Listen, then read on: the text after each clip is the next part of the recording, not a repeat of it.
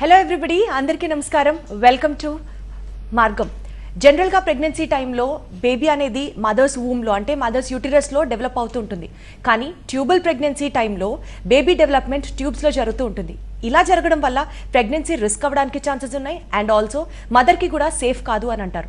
So అసలు what is tubal pregnancy, tubal pregnancy వల్ల risks ఏంటి, కాంప్లికేషన్స్ ఏంటి, అండ్ అలాగే పిల్లలు లేని వాళ్ళకి, సంతానలేమి సమస్యతో బాధపడుతున్న వాళ్ళకి సంబంధించి కరెక్ట్గా సూచనలు అందించడానికి ఇవాళ మనతో పాటు లైవ్లో మార్గంలో పార్టిసిపేట్ చేస్తున్నారు 49 హాస్పిటల్స్ నుంచి డాక్టర్ సుమవర్ష గారు. హలో సుమవర్ష గారు, ఎలా ఉన్నారు? గుడ్. సో ఈ రోజు మనం తీసుకుంటున్న subject tubal pregnancy. To start with, అసలు ట్యూబల్ ప్రెగ్నెన్సీ అంటే ఏంటి, ట్యూబల్ ప్రెగ్నెన్సీ ఎందుకు జనరల్గా వస్తూ ఉంటుంది? సో నార్మల్గా మనకి ప్రెగ్నెన్సీ ఉన్నప్పుడు బేబీ అనేది యూట్రస్లో డెవలప్ అవ్వడం అనేది జరుగుతుంది. ఒక్కొక్కసారి కొన్ని కారణాల వల్ల యూట్రస్లో కాకుండా బయట ఇంకెక్కడన్నా కూడా మనకి ఎంబ్రియో ఇంప్లాంట్ అవ్వడానికి అవకాశం ఉంటుంది. దీన్ని మనం ఎక్టోపిక్ ప్రెగ్నెన్సీ అని అంటాం.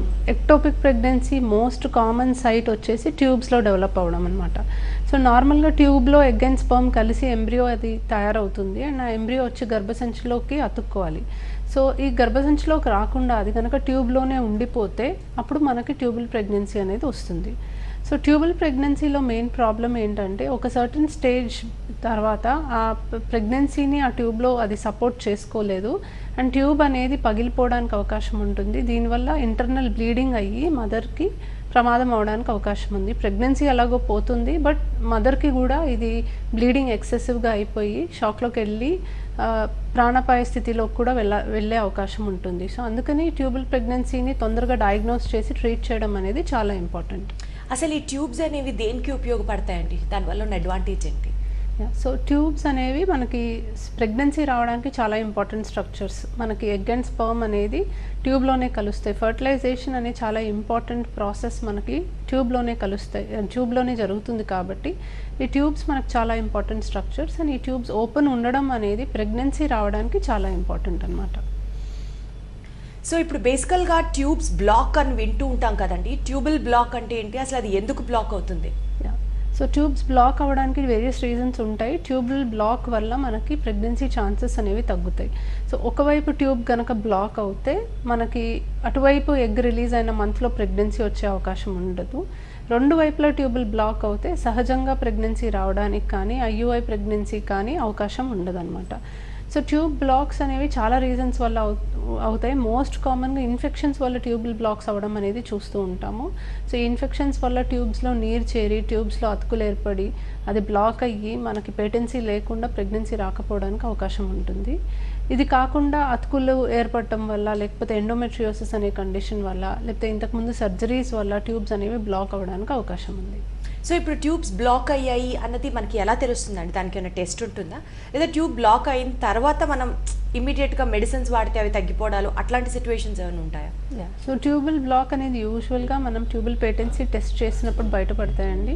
సో ఎస్పెషలీ సంతానలేమి సమస్యతో బాధపడే వాళ్ళకి ట్యూబ్స్ ఓపెన్ ఉన్నాయా లేదా అనేది ఖచ్చితంగా చూసుకుంటూ ఉంటాం. సో ఈ టెస్ట్లో యూజువల్గా హెచ్ఎస్జి అనే టెస్ట్ ఉంటుంది. దీంట్లో మనం గర్భసంచిలోకి డై ఎక్కించి ఎక్స్రే తీయడం జరుగుతుంది. సో ఆ ఎక్స్రేలో మనకి డై గర్భసంచిలో నుంచి ట్యూబ్స్లోకి వెళ్ళి ఆ ట్యూబ్స్లో నుంచి అండాశయం దగ్గర పడుతుందా లేదా అనేది క్లియర్గా కనిపిస్తుంది. ఇలాగే సలైన్ ఇన్ఫ్యూషన్ సోనోగ్రఫీ ద్వారా కానీ లాప్రోస్కోపీ ద్వారా కానీ కూడా మనం ట్యూబ్ ఓపెన్ ఉందా లేదా అనేది చూసుకోవడానికి అవకాశం ఉంది. సో ఇటువంటి టెస్ట్లు చేసి బ్లాక్ ఉందా, ఎటువైపు బ్లాక్ ఉంది అనేది మనం చూసుకొని దాన్ని బట్టి ట్రీట్మెంట్ ఇవ్వడం అనేది జరుగుతుంది. ట్యూబ్ టెస్ట్ అనేది బాగా పెయిన్ఫుల్ అనిపిస్తుందా అండి? పెయిన్ ఉండే ప్రాసెస్? డెఫినెట్లీ కొంచెం పెయిన్ అయితే, డిస్కంఫర్ట్ అయితే ఉంటుందండి. బికాస్ మనం గర్భసంచిలోకి డై కానీ వాటర్ కానీ మనం పంపిస్తాము. సో గర్భసంచి కొంచెం డిస్టెండ్ అవుతుంది కాబట్టి దానివల్ల కొంచెం స్పాస్మాటిక్ పెయిన్ లాగా రావచ్చు. ఎస్పెషలీ ట్యూబ్స్ బ్లాక్ ఉన్నప్పుడు మనం ఏదైతే ఫ్లూయిడ్ పంపిస్తామో అది గర్భసంచిలో ఆగిపోతుంది కాబట్టి ఇంకొంచెం క్రాంప్స్ వచ్చే అవకాశం ఉంటుంది. బట్ ఒకవేళ ట్యూబ్స్ ఓపెన్ ఉంటే యూజువలీ మనం పంపిన ఫ్లూయిడ్ పంపినట్టుగానే ట్యూబ్స్లో నుంచి వెళ్ళిపోయి అండాశయాల దగ్గర పడిపోయి ఫ్లష్ అయిపోతాయి కాబట్టి అంత పెద్దగా పెయిన్ ఉండదు. బ్లాక్ ఉన్నప్పుడు స్పెసిఫిక్గా కొంచెం ఎక్కువ పెయిన్ వస్తుంది. బట్ ఇది టాలరబుల్ పెయినే అండి, టాలరబుల్ లిమిట్స్లోనే ఉంటుంది కాబట్టి. అండ్ ఇది చాలా చిన్న procedure, brief procedure, hardly 5 minutes కూడా పట్టదు ఈ ప్రాసెస్ చేయడానికి. సో ఆ 5 minutes వాళ్ళు ఆ పెయిన్ భరిస్తే ఆ ట్యూబుల్ స్టేటస్ అనేది తెలుసుకోగలము. ఈ పెయిన్ లేకుండా మనం ట్యూబ్స్ టెస్ట్ చేయాలి అంటే మళ్ళీ లాప్రోస్కోపీ చేయాలి, అది మళ్ళీ మత్తిచ్చి చేయాలి, దాని రిస్క్స్ దానికి ఉంటాయి. సో ఇది సేఫర్ మెథడ్, కొంచెం పెయిన్ భరిస్తే మనం ట్యూబుల్ స్టేటస్ తెలుసుకోవచ్చు. సో ఇప్పుడు ట్యూబ్ బ్లాక్ ఉంది అని తెలిసిన తర్వాత అలాంటి వాళ్ళకి న్యాచురల్గా ప్రెగ్నెన్సీ రావడానికి ఎంతవరకు ఛాన్సెస్ ఉన్నాయంటారు? సో యూజువల్గా వన్ సైడే ట్యూబ్ బ్లాక్ ఉన్నా వాళ్ళకి న్యాచురల్ ప్రెగ్నెన్సీ ఛాన్సెస్ అనేవి ఉంటాయి. ఛాన్సెస్ డెఫినెట్లీ కొంచెం తగ్గుతాయండి, బికాస్ మనకి ఎటువైపు అయితే బ్లాక్ ఉందో అటువైపు ఎగ్ రిలీజ్ అయిన మంత్లో ప్రెగ్నెన్సీ ఛాన్స్ ఉండదు. బట్ ఎటువైపు అయితే ట్యూబ్ ఓపెన్ ఉందో అటువైపు మనకి ఎగ్ రిలీజ్ అయినప్పుడల్లా అవకాశం అయితే ఉంటుంది. సో సింగిల్ ట్యూబ్ బ్లాక్ అయితే న్యాచురల్ ప్రెగ్నెన్సీకి అవకాశం ఉంటుంది, తగ్గుతుంది కానీ ఉంటుంది. బట్ 2 ట్యూబ్ బ్లాక్ అయితే మాత్రం న్యాచురల్ ప్రెగ్నెన్సీకి ఛాన్సెస్ అనేవి ఉండవు. సో ట్యూబ్స్లో అనేది ఇన్ఫెక్షన్ వల్ల కానీ ఇతర రీజన్స్ వల్ల కానీ బ్లాక్ అయితే వాటర్ చేరుతుంది అని అంటుంటారు కదా, సో అలాంటి సిచ్యువేషన్స్లో మనం ఏం చేయాలి? సో వాటర్ చేరుతుంది అండి. వాటర్ చేరినప్పుడు దాన్ని మనం హైడ్రోసాల్పింగ్స్ అని అంటాము. సో హైడ్రోసాల్పింగ్స్ ఉన్నప్పుడే మనకు ట్యూబ్స్ అనేవి స్కాన్లో కనిపిస్తాయి. నార్మల్గా స్కాన్లో ట్యూబ్స్ అసలు మనకు కనిపించవు. నీరు చేరితే మాత్రం ఆ నీరు ఉండడం వల్ల మనకి స్కాన్లో విజిబుల్ అవుతాయి. సో ఈ హైడ్రోసాల్పింగ్స్ ఉన్నప్పుడు డెఫినెట్లీ ప్రెగ్నెన్సీకి ప్రాబ్లం అవుతుంది. సో ట్యూబ్స్ 2 వైపులా బ్లాక్ అయినాయి, 2 వైపులా మనకు హైడ్రోసాల్పింగ్స్ ఉన్నాయి అంటే వీళ్ళకి నెక్స్ట్ ఇంకా ప్రెగ్నెన్సీ కోసం అయితే టెస్ట్ ట్యూబ్ బేబీ ద్వారా ప్రయత్నం చేయాలి. బట్ ప్రయత్నం చేసే ముందు ఈ 2 ట్యూబ్స్ కూడా క్లిప్పింగ్ అనేది చేస్తాం, లేదా హైడ్రోసాల్పింగ్స్ని కంప్లీట్గా రిమూవ్ చేస్తాం, ట్యూబ్స్ తీసేస్తాం అనమాట. ఎందుకంటే ఈ ఫ్లూయిడ్ ఏదైతే ఉంటుందో, ఇన్ఫెక్షన్ వల్ల వచ్చిన ఫ్లూయిడ్, అది మనకి గర్భసంచిలో కనుక వస్తే మనకి ఎంబ్రియో అనేది సర్వైవ్ అవ్వదు, ప్రెగ్నెన్సీ ఛాన్సెస్ తగ్గుతాయి. సో మనం ఐవీఎఫ్ చేసినా సక్సెస్ తగ్గిపోతుంది కాబట్టి లాప్రోస్కోపీ చేసి ట్యూబ్స్ ఏవైతే మనకి డ్యామేజ్ అయినాయో అవి తీసేసి అప్పుడు మనం ఐవీఎఫ్కి ప్రొసీడ్ అవ్వడం జరుగుతుంది. ఇది సింగిల్ ఒకవైపే ఉంటే మాత్రం యూజువలీ అది సిమ్టమ్స్ ఏమీ లేకపోతే దాన్ని కదిలించకుండా వదిలేస్తాం, ఎందుకంటే ఆపోజిట్ ట్యూబ్ ఫంక్షనింగ్ ఉంది, వాళ్ళకి న్యాచురల్ ప్రెగ్నెన్సీ ఛాన్సెస్ ఉంటాయి కాబట్టి. బట్ 2 వైపులా మనకి ట్యూబ్స్లో నీరు చేరితే మాత్రం సాల్పింజెక్టమీ అనే ప్రొసీజర్ చేసి ట్యూబ్స్ తీసేయడం జరుగుతుంది. సో ఇప్పుడు ట్యూబ్స్ని కనుక మనం ఏ కారణం వల్ల అయినా సరే వాటిని కట్ చేయడం జరిగితే తిరిగి మళ్ళీ అవి అతుక్కునే ఛాన్సెస్ ఉన్నాయా న్యాచురల్గా? సో యూజువలీ మనం ట్యూబ్స్ ఎప్పుడు కట్ చేస్తామంటే మనం పిల్లలు పుట్టకుండా ఉండాలి అనేది, మనకి ట్యూబెక్టమీ ద్వారా మనకి పిల్లలు పుట్టకుండా ఉండాలి వీళ్ళకి ఇంకా అన్నప్పుడు కట్ చేస్తామన్నమాట.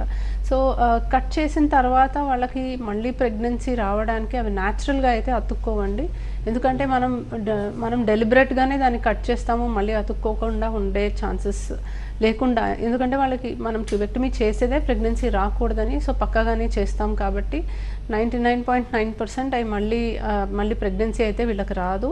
అన్లెస్ వెరీ రేర్ కండిషన్స్లో 0.1% ఛాన్సెస్ మళ్ళీ వాళ్ళకి అది ట్యూబెక్టమీ ఆపరేషన్ ఫెయిల్ అయ్యి ప్రెగ్నెన్సీ రావచ్చు. బట్ యూజువల్గా వీళ్ళకి మళ్ళీ ప్రెగ్నెన్సీ న్యాచురల్గా అయితే రాదు. బట్ రీకెనలైజేషన్ సర్జరీ ద్వారా ఈ ట్యూబ్స్ ఏదైతే మనం కట్ చేస్తామో దాన్ని మళ్ళీ మనం రీజాయిన్ చేయడానికి అవకాశం ఉంటుంది. సో రీజాయిన్ చేసిన తర్వాత ట్యూబ్ ఓపెన్ అవుతుందా లేదా అనేది 50-50 ఛాన్సే ఉంటుంది, బట్ ప్రయత్నం అయితే చేయొచ్చు. సో ఇప్పుడు ఈ ట్యూబ్స్లో సింగిల్ ట్యూబ్ బ్లాక్ ఉంటే అప్పుడు ప్రెగ్నెన్సీ ఛాన్సెస్ ఎంతో రావచ్చండి? ఇందాక మీరు చెప్పిన దాని ప్రకారం 2 సైడ్స్ ఉంటే అప్పుడు డెఫినెట్లీ ఆల్టర్నేట్ మెథడ్స్కి వెళ్ళాలి అన్నారు. Say for example single side మాత్రమే బ్లాక్ ఉంది, సో అప్పుడు ప్రెగ్నెన్సీ సక్సెస్ రేట్ ఎంత ఉండొచ్చు? సో సింగిల్ సైడ్ బ్లాక్ ఉన్న న్యాచురల్ ప్రెగ్నెన్సీ ట్రై చేయడానికి అవకాశం ఉంది, బట్ ఎంత పర్సంటేజ్ అనేది మనం క్లియర్గా చెప్పలేము, ఎందుకంటే ఎటువైపు ఓవ్యులేషన్ జరుగుతుంది అనేది మనం చెప్పలేము కాబట్టి. అంటే ఓవ్యులేషన్ అనేది ఈ మంత్ రైట్ సైడ్ అవుతే నెక్స్ట్ మంత్ లెఫ్ట్ సైడ్ అవుతుంది, మళ్ళీ రైట్ అట్లా ఆల్టర్నేట్గా అయితే జరగదు. ఎటువైపు అవుతుంది అనేది మనం గెస్ చేయలేము. ఒక్కొక్కసారి కంటిన్యూస్గా ఒక 6 months రైట్ సైడ్ అవ్వచ్చు, లేదా 2-3 months రైట్ అయ్యి మళ్ళీ లెఫ్ట్ అవ్వచ్చు. సో ఎటువైపు అయితే బ్లాక్ ఉందో అటువైపు మనకు ఎగ్ రిలీజ్ అయిన మంత్లో అయితే ఛాన్స్ ఉండదు. సో ఇప్పుడు వాళ్ళ వాళ్ళకి బ్లాక్ ఉన్న వైపే అస్తమానం ఓవ్యులేషన్ జరుగుతూ ఉంటే వాళ్ళకి ఛాన్సెస్ చాలా తక్కువ ఉంటుంది. బట్ వాళ్ళకి లక్కీగా ఎటువైపు అయితే ఓపెన్ ఉందో అటువైపు వాళ్ళకి ఎగ్ రిలీజ్ అవుతూ ఉంటే వాళ్ళకి ఛాన్సెస్ బెటర్గా ఉంటుంది. అంటే ఒక సైడ్ వన్ డైరెక్షన్, ఇంకొక మంత్ నెక్స్ట్ డైరెక్షన్ లో ఎగ్ రిలీజ్ అవుతుంది అని మనం చెప్పాలి. అట్లా ఉండదు. అది ఆల్టర్నేట్గా ఇటువైపు ఒకసారి నెక్స్ట్ ఇటువైపు అనేది ఉండదు. అది హార్మోన్స్ని బట్టి, ఓవరీలో ఉన్న ఫాలికల్స్ రెస్పాన్సివ్నెస్ని బట్టి ఉంటుంది. ఒక్కొక్కసారి కంటిన్యూస్గా ఒకవైపే వస్తూ ఉంటుంది, ఒక్కొక్కసారి ఆల్టర్నేట్గా రావచ్చు, ఒక్కొక్కసారి 2-3 నెలలు ఒకవైపు వచ్చి మళ్ళీ మారచ్చు. సో అది కంప్లీట్గా మన కంట్రోల్లో ఉండదు. అది బేసికలీ ఆ ఓవరీలో ఉన్న ఫాలికల్స్ రెస్పాన్సివ్నెస్ బట్టి ఉంటుంది అండ్ అది మనం కంట్రోల్ చేయలేము. కాబట్టి ఎంతవరకు ఛాన్స్ ఉంటుంది ఒక ట్యూబ్ ఓపెన్ ఉంటే అనేది మనం గెస్ చేయలేము. కాకపోతే వీళ్ళు ఖచ్చితంగా ఫాలిక్యులర్ మానిటరింగ్ చేసుకొని ఎటువైపు వాళ్ళకి ఫాలికల్ పెరుగుతుంది, ఎటువైపు వాళ్ళకి బ్లాక్ ఉంది అనేది చూసుకొని వాళ్ళకి ఎంతవరకు ప్రాబబ్లీ ప్రయోజనం ఉంది అనేది వాళ్ళు చూసుకోవచ్చు. రైట్ అండి, మనతో మాట్లాడడానికి జ్యోతి గారు కరీంనగర్ నుంచి ఫోన్ చేశారు. ఒకసారి కనెక్ట్ అవుదాం. చెప్పండి జ్యోతి గారు. మేడం, నేను 49 లో ట్రీట్మెంట్ తీసుకుంటున్నాను. హలో మేడం, నేను కరీంనగర్ లో 49 లో ట్రీట్మెంట్ తీసుకుంటున్నాను ప్రెగ్నెన్సీ కోసం. 8 months నుండి టాబ్లెట్లు పడుతున్నా, కానీ న్యాచురల్ గా ట్రై చేసినా కూడా ప్రెగ్నెన్సీ రావడం లేదు. ఎందుకు సిస్టర్? ఫస్ట్ అందులో 49 లో వాడినా అబార్షన్ అయింది 4 months కి, జెనెటిక్ ప్రాబ్లం అని చెప్పారు. అలా ఎందుకు వస్తుంది? ఇప్పుడు ట్రై చేసినా కూడా 1 year అవుతుంది అబార్షన్ అయ్యి. 8 months నుంచి టాబ్లెట్లు వాడుతున్నాం, ప్రెగ్నెన్సీ కన్ఫర్మ్ కూడా కావట్లేదు. ఎందుకు? టాబ్లెట్లు వాడే అంతసేపు ఏమో డేట్ రావట్లేదు, టాబ్లెట్లు కంప్లీట్ అయిన తర్వాత పీరియడ్ వస్తుంది.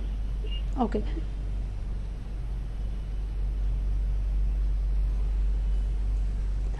ఓకే. సో అదే ఇప్పుడు మనకి ప్రెగ్నెన్సీకి సంబంధించి చేసే ట్రీట్మెంట్స్లో అన్నిటికంటే తక్కువ సక్సెస్ రేట్ ఉండేది కేవలం టాబ్లెట్స్ వాడి ఇంట్లో ట్రై చేసుకున్న వాళ్ళకి. సో ఇప్పుడు మనకి రకరకాల ట్రీట్మెంట్స్ ఉంటాయి. ఒకటి, టాబ్లెట్స్ వాడి ఏ టైంలో హస్బెండ్ వైఫ్ కలవాలో చెప్తాము, ఆ టైంలో కలవమని చెప్తాం. రెండోది, టాబ్లెట్స్ ఇంజెక్షన్స్ వాడి ఐయుఐ అనే ట్రీట్మెంట్ సజెస్ట్ చేస్తాం. సో కణాలు ఎక్కించే పద్ధతి చేస్తాం. నెక్స్ట్ టెస్ట్ ట్యూబ్ బేబీ పద్ధతి చేస్తాం. ఇప్పుడు పెళ్ళై తక్కువ కాలం అయింది, ఎక్కువ మేజర్ ప్రాబ్లం ఏమీ లేదు అన్నప్పుడే మేము కొంచెం టాబ్లెట్స్ ఇచ్చి ఇంట్లో ట్రై చేసుకోమని చెప్తాం. బట్ ఈ ప్రాసెస్లో మనకి ప్రెగ్నెన్సీ రావడానికి అన్నిటికంటే తక్కువ ఛాన్స్ ఉంటుంది. సో కేవలం ఒక 3%, 4% కన్నా ఎక్కువ ఛాన్స్ అయితే ఉండదు. అదే కనుక మనం ఐయుఐ చేస్తే ఆన్ అన్ యావరేజ్ 10 to 12% వరకు ఛాన్స్ ఉంటుంది. సో ఛాన్సెస్ అనేవి 2 to 3 times పెరుగుతుంది. అదే మనం ఐవీఎఫ్ చేస్తే వేరే ప్రాబ్లం లేకపోతే 50-60% వరకు కూడా ఛాన్స్ ఉంటుంది. సో మనం మందులు ఇచ్చినంత మాత్రాన, మనకి ఎగ్ పెరిగి రిలీజ్ అయినంత మాత్రాన ప్రెగ్నెన్సీ వచ్చేస్తుంది అన్న గ్యారంటీ అయితే ఉండదు. సో ప్రతి ట్రీట్మెంట్కి ఒక లిమిటెడ్ సక్సెస్ రేట్ ఉంటుంది. సో ఒక 1 year నుంచి మీరు ఓన్లీ మెడిసిన్స్ ట్రై చేస్తున్నారు అంటే ఇంకా మీరు నెక్స్ట్ స్టెప్కి వెళ్ళాల్సిన అవసరం ఉంది. సో నెక్స్ట్ ఐయుఐ అనే ట్రీట్మెంట్ ప్రాసెస్ ఉంటుంది. సో దానికి మీరు ప్రొసీడ్ అవ్వడం మంచిది. ఒకసారి ప్రెగ్నెన్సీ వచ్చింది కదా, అబార్షన్ అయింది కదా, సో మళ్ళీ మాకు న్యాచురల్గానే రావాలి లేకపోతే టాబ్లెట్స్ ద్వారానే రావాలి అని ఎక్కువ టైం వేస్ట్ చేసుకోకండి. ఆల్రెడీ చాలా ట్రై చేస్తున్నారు కాబట్టి మీరు నెక్స్ట్ స్టెప్కి ప్రొసీడ్ అవ్వడం మంచిది. రైట్ అండి, ఇదైతే మనం ట్యూబల్ ప్రెగ్నెన్సీ గురించి మాట్లాడుకుంటున్నాం కాబట్టి ఒకవేళ ప్రెగ్నెన్సీ ట్యూబ్స్లో వచ్చిందే అంటే అప్పుడు దాన్ని మనం ఎలా డిటెక్ట్ చేస్తాము అండ్ నెక్స్ట్ ఏం చేయాలి? అది మంచిది కాదు అని అన్నారు కాబట్టి so next what should be done? So tubal pregnancy most commonly మనం ఎప్పుడు డయాగ్నోస్ చేస్తామంటే యూజువల్గా ప్రెగ్నెన్సీ టెస్ట్ పాజిటివ్ వచ్చాక ఒక 1 week తర్వాత పేషెంట్ని స్కాన్కి రమ్మని చెప్తాం. సో ఫస్ట్ మనకి బ్లడ్లో ప్రెగ్నెన్సీ టెస్ట్ పాజిటివ్ తెలుస్తుంది, తర్వాత యూరిన్లో కనిపిస్తుంది అండ్ తర్వాత మనకు స్కాన్లో కనిపిస్తుంది. సో యూజువల్గా అందరికీ బ్లడ్ టెస్ట్ చేయము, యూరిన్ టెస్ట్ ఫస్ట్ చేస్తుంటాము. యూరిన్ టెస్ట్ పాజిటివ్ వచ్చిన 1 weekకి స్కాన్కి రమ్మంటాం. సో స్కాన్కి వచ్చినప్పుడు గర్భసంచిలోనే మనకి ప్రెగ్నెన్సీ వచ్చిందా లేదా అనేది చూసుకుంటాం. ఒకవేళ మనకి గర్భసంచిలో ప్రెగ్నెన్సీ వచ్చినట్టుగా ఎటువంటి సూచనలు లేకపోతే అప్పుడు బ్లడ్ టెస్ట్ చేస్తాం. సో బ్లడ్ టెస్ట్లో సీరం బీటా హెచ్సిజీ మెజర్ చేస్తాము. 1500 and above serum beta HCG ఉంది అంటే మనం ప్రెగ్నెన్సీ మిస్ చేస్తున్నాం, అంటే ఎక్కడో ప్రెగ్నెన్సీ అయితే ఉంది, మనకి స్కాన్లో కనిపించాలి. ఒకవేళ గర్భసంచిలో కనిపించట్లేదు అంటే there is a high suspicion that it is in the tubes or ectopic, ఎక్కడైనా ఉండొచ్చు. సో అప్పుడు మనం మళ్ళీ ప్రాబబ్లీ ఇంకొంచెం జాగ్రత్తగా మళ్ళీ స్కాన్ చేసుకొని చూసుకోవాలి. ఒకవేళ స్కాన్లో ఇనీషియల్గానే మనకి గర్భసంచిలో కాకుండా పక్కన శాక్ అనేది కనిపిస్తుందంటే అక్కడే మనకి డయాగ్నోజ్ అయిపోతుంది ఎక్టోపిక్ ఉన్నట్టు. సో ఎర్లియస్ట్ స్కాన్స్లోనే మనం ఎక్టోపిక్ని పికప్ చేసుకోవచ్చు. అండ్ ఒకవేళ ఎక్టోపిక్ని మనం డయాగ్నోస్ చేస్తే, ట్యూబ్లో ప్రెగ్నెన్సీ ఉన్నట్టు డయాగ్నోస్ చేస్తే ఎర్లీ స్టేజెస్లో బేబీ కూడా ఫామ్ అవ్వకముందు, హార్ట్ బీట్ కూడా రాకముందు, బీటా హెచ్సిజీ లెవెల్స్ తక్కువగా ఉన్నప్పుడు మనం మెడికల్ మేనేజ్మెంట్ కూడా ఇవ్వడానికి అవకాశం ఉంది. సో ఇంజెక్షన్స్ ద్వారా ఆ ప్రెగ్నెన్సీ కరిగిపోవడానికి మనం ట్రీట్మెంట్ ఇవ్వచ్చు. బట్ ఇదే కొంచెం లేట్ చేసిన తర్వాత ఆ ట్యూబ్ అనేది పగిలిపోతే మనం అప్పుడు ఖచ్చితంగా సర్జరీ చేసి ఆ ట్యూబ్ని తీసేయాల్సిన అవసరం ఉంది. లేకపోతే బ్లీడింగ్ అనేది ఆగదు అండ్ పేషెంట్కి ప్రాణాపాయ స్థితిలోకి వెళ్ళే అవకాశం ఉంది. సో నెక్స్ట్ మనకి కాలర్ అండి, తాడేపల్లిగూడెం నుంచి వరలక్ష్మి గారు ఫోన్ చేశారు. ఒకసారి మాట్లాడదాం. చెప్పండి వరలక్ష్మి గారు. ఒకసారి మేడం గారితో అండి, మేడం గారే రీకన్వల్యూషన్ చేశారు మేడం.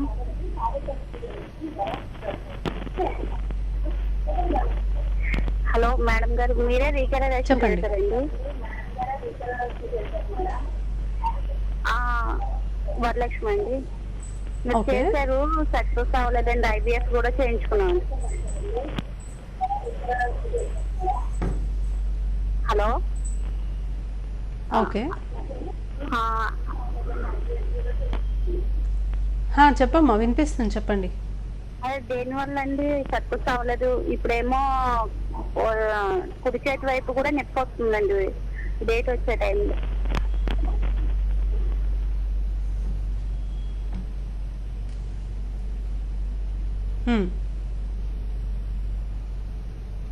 ఓకే, ఇప్పుడు రీకనలైజేషన్ అనే ప్రొసీజర్లో మనకి ట్యూబ్స్ అతుక్కోవడానికి 50-50 ఛాన్సే ఉంటుందండి. ఇందాక కూడా నేను చెప్పాను. సో అది ట్యూబ్ ఎంతవరకు మనకి హెల్దీగా ఉంది, ఆ ట్యూబ్ ఎంత లెంత్ మిగిలింది అనే దాన్ని బట్టి ఉంటుంది. సో మీకు రీకనలైజేషన్ చేసే ముందు కూడా ఇది మేము క్లియర్గా చెప్పే ఉంటాము దట్ సక్సెస్ రేట్ రీకనలైజేషన్కి 50-50 ఉంటుంది. సో మీకు దానితో పాటు IVF చేయించుకునే ఆప్షన్ కూడా ఇస్తాము. ఒకవేళ రీకనలైజేషన్ చేశాక 6 మంత్స్కి ప్రెగ్నెన్సీ రాకపోతే ట్యూబ్ టెస్ట్ చేస్తాము. ట్యూబ్ కనుక బ్లాక్ ఉంటే అప్పుడైనా IVFకి వెళ్ళాల్సి వస్తుంది. ట్యూబ్ కనుక ఓపెన్ ఉంటే ఇంకొక 6 మంత్స్ మ్యాక్సిమం ట్రై చేస్తారు. అప్పటికి ప్రెగ్నెన్సీ రాకపోతే IVFకే వెళ్ళాల్సి వస్తుంది. IVF చేసినా కూడా 100% ప్రెగ్నెన్సీ వస్తుంది అనే గ్యారంటీ ఉండదమ్మా. ఇది చాలా ఫ్యాక్టర్స్ పైన డిపెండ్ అయి ఉంటుంది. సో మీరు యూజువలీ రీకనలైజేషన్కి వచ్చారు అంటే ఇంతకుముందు ప్రాబబ్లీ పిల్లలు ఉండుంటారు, మీరు పిల్లలు లేకుండా ఆపరేషన్ చేయించుకొని ఉంటారు, ఇప్పుడు మళ్ళీ ప్రెగ్నెన్సీ కావాలని రీకనలైజేషన్కి వచ్చి ఉంటారు. సో ఇదివరకు మీరు ప్రెగ్నెన్సీ ప్లాన్ చేసినప్పుడు ఉన్నట్టుగా ఇప్పుడు ఉండదు. ఎందుకంటే అప్పుడు తక్కువ ఏజ్ ఉంటుంది కాబట్టి ఎగ్ క్వాలిటీ కానీ అన్నీ బాగుంటాయి, బెటర్ ఎంబ్రియోస్ వస్తాయి. బట్ ప్రస్తుతానికి మీ ఏజ్కి మంచి క్వాలిటీ ఎంబ్రియోస్ రావాలన్నా లేకపోతే గర్భసంచిలో అతుక్కోవడానికి అనుకూలంగా ఉండాలంటే ఛాన్సెస్ కొద్దిగా తగ్గుతాయి. కాబట్టి IVF చేసినంత మాత్రాన కూడా ఫస్ట్ అటెంప్ట్లో ప్రెగ్నెన్సీ వచ్చేస్తుందన్న గ్యారంటీ ఉండదు. ఎక్కువ ఎంబ్రియోస్ ఉంటే, ఇంకా ఎంబ్రియోస్ కనుక ఉంటే మళ్ళీ ఎంబ్రియో ట్రాన్స్ఫర్కి వస్తే మళ్ళీ ట్రై చేయొచ్చు. రైట్ అండి. సో ఇప్పుడు దాకా మనం మాట్లాడుకుంటున్నట్టుగా ట్యూబ్స్లో కనుక ఓకే, ఇంకో కాలర్ రెడీ ఉన్నారు. వెంకటేష్ ఫ్రమ్ హైదరాబాద్. చెప్పండి వెంకటేష్ గారు. మేడం, యాక్చువల్గా 2 times IVF చేసాను మేడం. 2 times మిస్క్యారేజ్ అయింది. దాని ప్రాబ్లం తెలుసుకోవడానికి కాల్ చేశాను madam. Okay okay so miscarriage అవ్వడం అనేది ఇప్పుడు IVF చేయించుకుంటేనే అవుతుందని ఏం లేదండి. న్యాచురల్ ప్రెగ్నెన్సీలో అయినా మిస్క్యారేజ్ అవ్వడానికి అవకాశం ఉంది. సో 2 times కూడా ప్రెగ్నెన్సీ వచ్చింది, మిస్క్యారేజ్ అయింది అన్నప్పుడు డెఫినెట్లీ కొన్ని టెస్ట్లు అయితే చేయాల్సి ఉంటుంది. సో మోస్ట్ కామన్లీ ఫస్ట్ 2-3 monthsలో మిస్క్యారేజెస్ అనేవి జనులోపాల వల్ల అవుతాయి. సో మీకు మీ వైఫ్కి క్యారియోటైపింగ్ అనే టెస్ట్ చేయాలి. ఇది కాకుండా వేరియస్ అదర్ రీజన్స్ ఉన్నాయి. ఇప్పుడు మీ వైఫ్కి థైరాయిడ్ ప్రాబ్లం ఉన్నా, షుగర్ ప్రాబ్లం ఉన్నా మిస్క్యారేజ్ అవ్వడానికి అవకాశం ఉంది. గర్భసంచిలో ఏదన్నా ప్రాబ్లమ్స్ ఉన్నా, ఇప్పుడు అడ్డుగోడలు లాంటివి కానీ, గర్భసంచిలో ఇంకేదన్నా లోపాలు ఉన్నా మనకు మిస్క్యారేజ్ అవుతుంది. సో హిస్ట్రోస్కోపీ అనే ప్రొసీజర్ చేస్తే గర్భసంచిలో ప్రాబ్లమ్స్ తెలుస్తే, లేదా సింపుల్గా 3D అల్ట్రాసౌండ్ స్కాన్ అయినా చేసుకోవచ్చు. ఇంకా బ్లడ్లో కొన్ని క్లాటింగ్ ప్రాబ్లమ్స్ ఉండడానికి అవకాశం ఉంటుంది. సో యాంటీఫాస్ఫోలిపిడ్ యాంటీబాడీస్ అని అంటాము. సో ఇటువంటి యాంటీబాడీస్ ఏమైనా టెస్ట్ చేస్తే పాజిటివ్ ఉన్నాయా లేదా చూసుకోవాలి. ఇవన్నీ పోతే ఒకవేళ కనుక మీరు ఇప్పటికి 2 times IVF చేయించుకున్నాను అంటున్నారు, మీరు కనుక ఇప్పుడు చేయించుకున్న IVFలో ఇంకా ఎంబ్రియోస్ కనుక ఉంటే ఆ ఎంబ్రియోస్ని జెనెటిక్ టెస్ట్ చేసుకొని నార్మల్ జెనెటిక్ ప్యాటర్న్ ఉన్న ఎంబ్రియోని ట్రాన్స్ఫర్ చేయించుకుంటే సక్సెస్ రేట్ అనేది బెటర్గా ఉంటుంది. So of course 2 times IVF చేసి ప్రెగ్నెన్సీ వచ్చి అబార్ట్ అయింది అంటే డెఫినెట్లీ అది చాలా డిసార్టనింగ్గా ఉంటుంది. బట్ ఎందుకు అవుతుంది అనేది తెలుసుకోవాల్సిన అవసరం ఉంది అని దాన్ని మనం కరెక్ట్ చేయడానికి ట్రై చేయాలి. ఎస్ అండి. సో ఇందాక మనం ట్యూబల్ ప్రెగ్నెన్సీ గురించి మాట్లాడుతున్నాం కాబట్టి, సో ఇప్పుడు ట్యూబల్ ప్రెగ్నెన్సీ అని డిటెక్ట్ అయిన తర్వాత అక్కడ ఇంకా సేఫ్ కాదు అని అర్థమవుతుంది కాబట్టి దాన్ని ఎలా తొలగించాల్సి ఉంటుంది? యా, సో అదే ఎర్లీగా మనం డయాగ్నోస్ చేసామనుకోండి, ఇప్పుడు ట్యూబ్లో ప్రెగ్నెన్సీ మనకు కనిపిస్తుంది బట్ అది రప్చర్ అవ్వలేదు, అంటే పక్కన బ్లీడింగ్ అది కనిపించట్లేదు, హార్ట్ బీట్ ఇంకా ఫామ్ అవ్వలేదు, so early stage beta HCG levels తక్కువగానే ఉందనుకుంటే మనం మెడికల్ మేనేజ్మెంట్ ట్రై చేయొచ్చు. సో ఇంజెక్షన్స్ ద్వారా ఆ ప్రెగ్నెన్సీ కరిగిపోవడానికి మనం ఇంజెక్షన్స్ ఇచ్చి ట్రై చేయొచ్చు. బట్ ఇంజెక్షన్స్ ఇచ్చాక కూడా ఆ ఇంజెక్షన్స్ వర్క్ అయ్యే లోపల కూడా రప్చర్ అవ్వడానికి ఛాన్సెస్ ఉంటాయి. సో పేషెంట్ని బాగా కౌన్సిలింగ్ చేయాలి, వాళ్ళు హాస్పిటల్కి అందుబాటులోనే ఉండాలి. సో మానిటరింగ్ చేసుకుంటూ ఉండాలి ఆ బీటా హెచ్సిజీ లెవెల్స్ పూర్తిగా తగ్గిపోయే వరకు. బట్ ఒక సర్టన్ స్టేజ్ దాటి ఒక మేబీ సాక్ సైజ్ పెద్దగా ఉంది, హార్ట్ బీట్ కూడా వచ్చేసింది, బీటా హెచ్సిజీ లెవెల్స్ ఎక్కువగా ఉన్నాయి, లేదా ఆల్రెడీ మనకి ఫ్రీ ఫ్లూయిడ్ కనిపిస్తుంది, అంటే ఆల్రెడీ బ్లీడింగ్ అవుతుంది అని మనకు కనిపిస్తుంది, పేషెంట్ స్టేబుల్గా లేరు, పోనీ లైక్ హార్ట్ రేట్ ఎక్కువగా ఉంది, బీపీ తగ్గిపోతుంది, హైపోటెన్షన్ వస్తుంది, సో ఇది మాత్రం ఎమర్జెన్సీ అండి. ఇంకా మనం మెడికల్ మేనేజ్మెంట్ వీళ్ళకి చేయలేము, వీళ్ళకి యూజువల్గా వెంటనే సర్జరీ అనేది చేస్తాము. అది కూడా బ్లడ్ కూడా అంతా రెడీ పెట్టుకొని సర్జరీ చేస్తాం, ఎందుకంటే చాలామందికి చాలా ఎక్కువ బ్లీడింగ్ అవుతుంది. సో మనం బ్లడ్ కూడా వీళ్ళకి పెట్టుకొని సర్జరీ చేయాల్సిన అవసరం ఉంటుంది. సో నెక్స్ట్ కాలర్ అండి శ్రీరామ్ ఫోన్ చేశారు వెస్ట్ గోదావరి నుంచి. ఒకసారి మాట్లాడదాం. చెప్పండి శ్రీరామ్, మీ ప్రాబ్లం ఏంటి?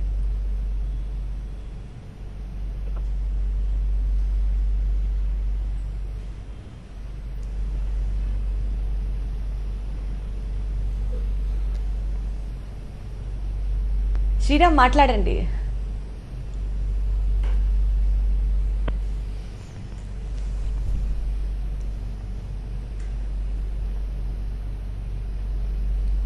కనెక్ట్ అవుతున్నట్లేదు మేడం. అయితే సో అసలు ట్యూబల్ ప్రెగ్నెన్సీ రాకుండా ఉండడానికి నివారణ చర్యలు లాంటివి ఏమైనా ఉంటాయా అండి? సో యూజువల్గా ట్యూబ్లో ప్రెగ్నెన్సీ రాకుండా మనం చేయగలిగింది యాక్చువల్లీ ఏమీ ఉండదండి. బికాజ్ ఈవెన్ అది ఐవీఎఫ్ ప్రెగ్నెన్సీలోనే అలా అవుతుందనో ఐయుఐ ప్రెగ్నెన్సీలో అవుతుందనో అట్లా ఏం లేదు. ఈవెన్ న్యాచురల్ ప్రెగ్నెన్సీలో కూడా అది ట్యూబ్లోనే ఇంప్లాంట్ అవ్వడానికి అవకాశం ఉంది. సో యాజ్ సచ్ మనం చేయగలిగింది ఏం లేదు. బట్ ఇన్ ఐవీఎఫ్ మనం ఎంబ్రియో ట్రాన్స్ఫర్ చేసేటప్పుడు కొన్ని జాగ్రత్తలు అయితే మనం పాటించవచ్చు. తక్కువ ఎంబ్రియోస్ పెడితే మీడియా అనేది మనము ఎంబ్రియోస్ని మీడియాలో తీసుకొని మనం ఇన్సర్ట్ చేస్తాము. సో మీడియా మనం తక్కువ తీసుకొని తక్కువ ఎంబ్రియోస్ ఇన్సర్ట్ చేస్తే, అది కూడా day 5 embryo transfer, single embryo transfers అలాంటివి చేస్తే మటుకు మనకి ఎక్టోపిక్ రావడానికి ఛాన్సెస్ అయితే మనం తగ్గించగలం. బట్ పూర్తిగా అయితే మనం దాన్ని అవాయిడ్ చేయడానికి అవకాశం ఉండదు.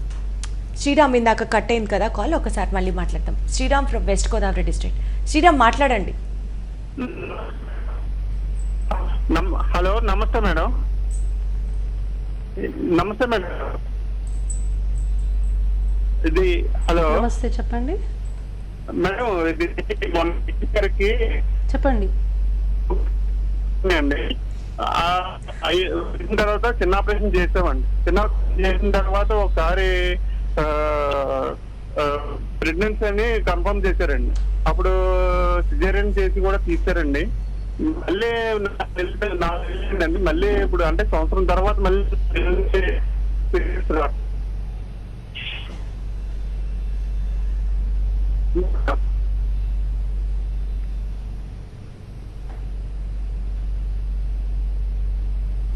వాయిస్ బ్రేక్ అవుతుంది. అదే సిజేరియన్ తర్వాత 4 months ఏదో అన్నారు. శ్రీరామ్ గారు ఒకసారి క్లియర్గా మళ్ళీ ప్రాబ్లం చెప్పగలరా? సిజేరియన్ తర్వాత ఏం జరిగింది? మళ్ళీ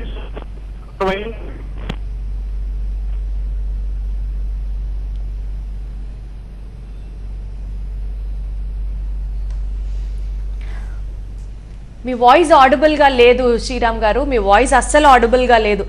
ప్రాపర్ సిగ్నల్ ఉన్న చోటకు వచ్చి మాట్లాడరా?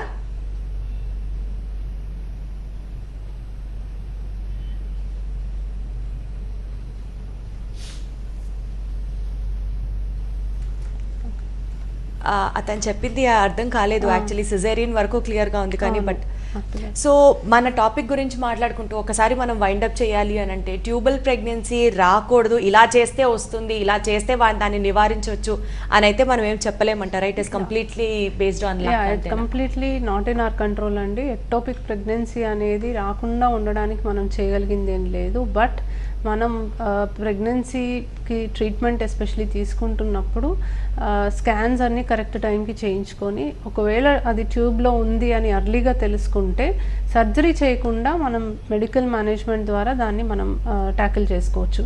సో న్యాచురల్ ప్రెగ్నెన్సీలో అయితే మనకి అంటే ప్రాబబ్లీ మీరు ఎక్స్పెక్టెడ్ టైం కన్నా పీరియడ్ రాలేదు అంటే వెంటనే టెస్ట్ చేసుకోవడం, విత్ ఇన్ 1 వీక్ మళ్ళీ స్కాన్ చేయించుకోవడం, స్కాన్లో త్వరగా డయాగ్నోస్ చేసుకుంటే మనం ఇందాక చెప్పినట్టు మెడికల్ మేనేజ్మెంట్ అనేది ట్రై చేసుకోవచ్చు. బట్ యాజ్ సచ్ ట్యూబ్లో ప్రెగ్నెన్సీ రాకుండా మనం యాజ్ సచ్ ప్రికాషన్స్ అయితే ఏమీ తీసుకోలేము. Right, thank you so much అండి ట్యూబల్ ప్రెగ్నెన్సీ గురించి ఈ వీక్ మమ్మల్ని ఎన్లైటన్ చేసినందుకు. ఇది ఇవాల్టి మార్గం. చూస్తూనే ఉండండి సాక్షి టీవీ.